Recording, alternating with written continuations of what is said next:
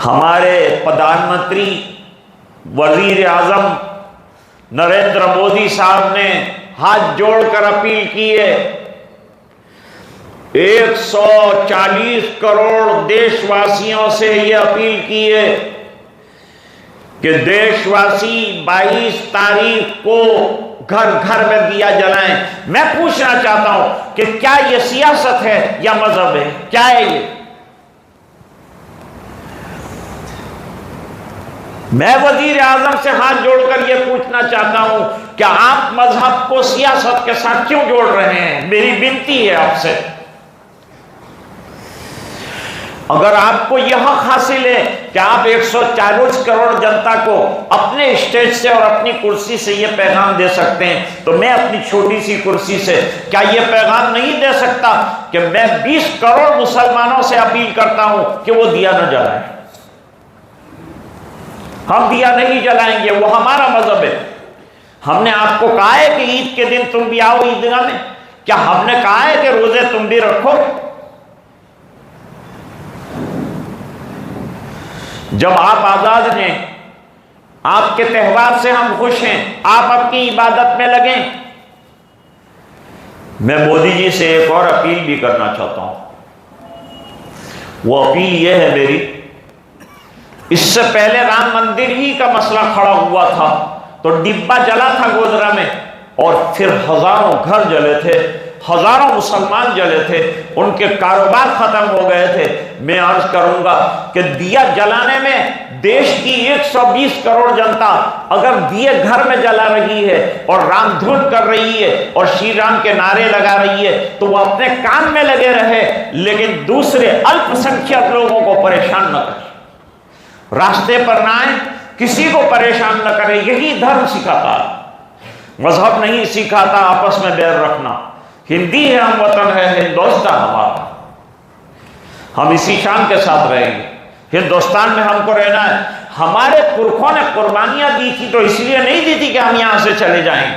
हम यहां रहेंगे और पूरी शान के साथ रहेंगे और पूरी ताकत के साथ रहेंगे और हमारे हुकूक के साथ हम यहां रहेंगे, और जरूरत पड़ेगी तो हुकूक के लिए लड़ेंगे और जाने देंगे। और देश को जरूरत पड़ेगी हमारे नजरानों की और हमारे खून की, तो हम खून की नदियां बहाने के लिए पहले तैयार थे, अब भी तैयार हैं। लेकिन यह बात बड़ी वजाहत के साथ मैं अर्ज करना चाहता हूं कि आप जिस कुर्सी से यह ऐलान कर रहे हैं, वहां से यह ऐलान भी करें कि जहां लोग अयोध्या ना आए ज्यादा तादाद में, ट्रेनों के अंदर हंगामे न हो और मुसलमानों को परेशान न किया जाए और दूसरी किसी कौम को भी परेशान न किया जाए। मैं 120 करोड़ जो दिया जलाने वाले हिंदू हैं उनसे दरखास्त करता हूं कि वो अपनी बंदगी में, अपनी प्रार्थना में, अपना जो काम उन्हें दिया गया है उसके अंदर लगे रहें, किसी का दिल न दुखाएं, किसी का घर न जलाएं और किसी को परेशान न करें। और मैं मुसलमानों से कहूंगा कि एहतियात से काम लें। आप एहतियात से रहें, आपको एहतियात के साथ जिंदगी गुजारनी।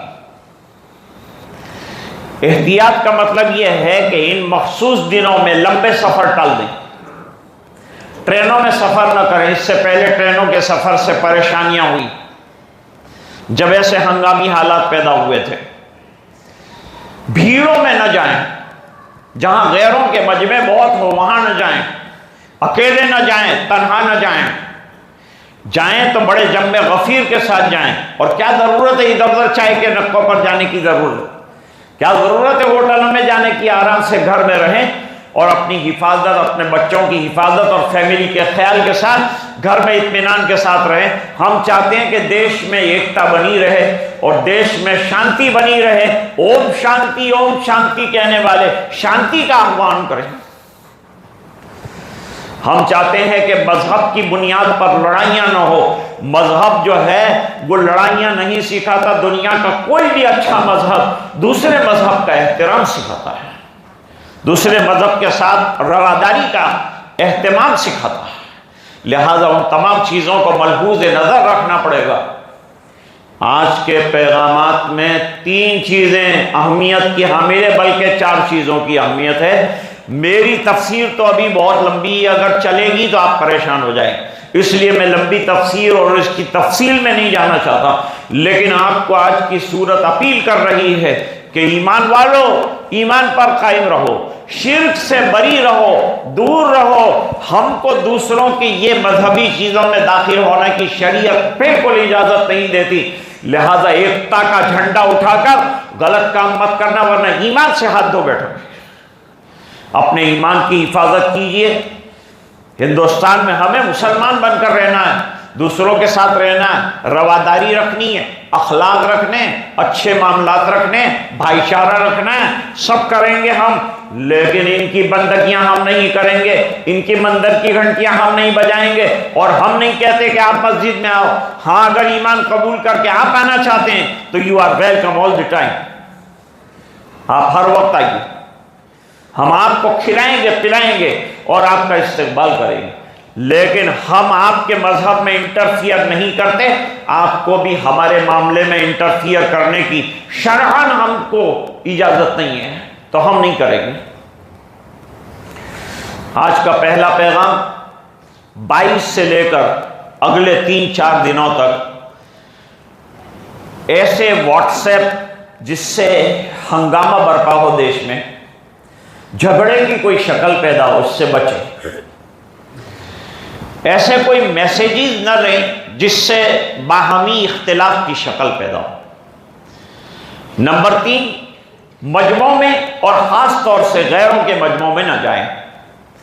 नंबर 4, ट्रेनों से सफ़र करने से गुरेज करें।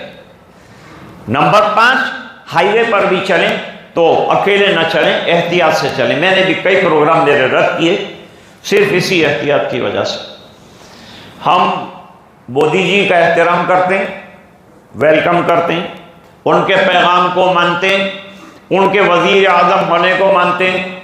लेकिन हम ये भी मानते हैं कि ये देश सेक्युलर, ये जमहूरी मुल्क है, इसमें हर एक को अपना मजहब और अपनी प्रथा और अपना धर्म के पालन का पूरा पूरा अधिकार दिया गया है। उस अधिकार का इस्तेमाल का हम याचना करते हैं कि हमें भी इजाज़त मिलेगी और हम भी इसी तरह से करेंगे।